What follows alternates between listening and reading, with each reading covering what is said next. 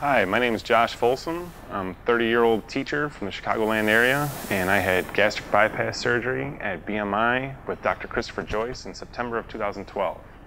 I've always been a chubby kid. I've had difficulties doing certain sports, riding a bike, all kinds of things. I was always the chubby kid. I was always picked last for teams and gym class. And in that time, I had grown used to that lifestyle.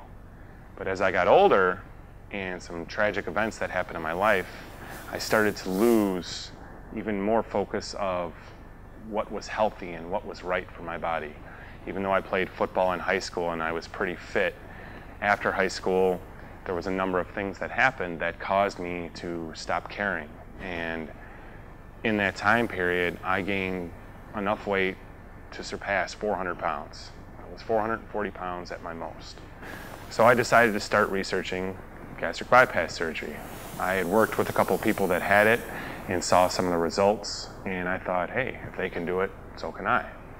I got my surgery on September 17th, 2012, and through that time period, I lost 240 pounds.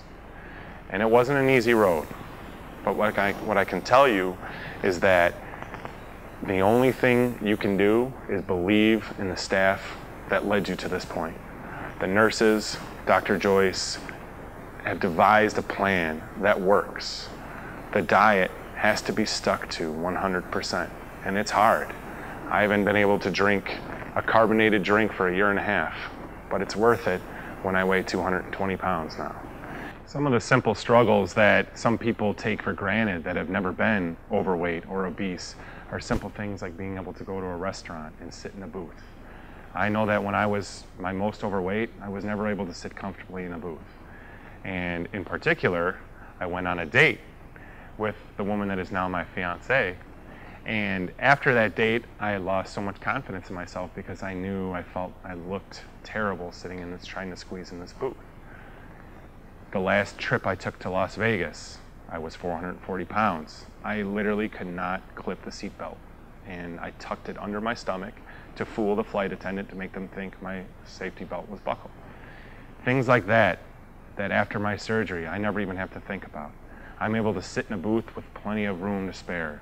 I'm able to sit on an airplane seat and feel uncomfortable like some thin people might have felt next to me. And I get to see it from a different perspective now. And I know that now that I've come to this point, there's nothing that can ever bring me back to that point. There's no way I want to go back to it. And if I could offer some advice to people that are in the same or similar dilemma as me, is that this decision will change your life if you want it to.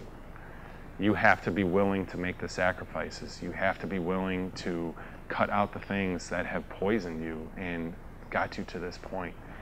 I know that the hardest thing for me was swallowing my pride. I had to swallow my pride and say I needed help. I couldn't do it myself.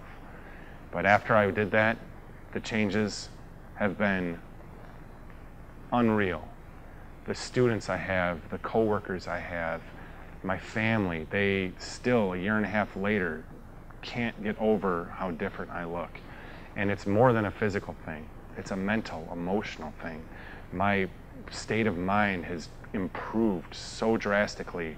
My outlook on life, my motivation, my goals have all grown since this operation. And I know that anyone that chooses to do the same can have those results if they choose to.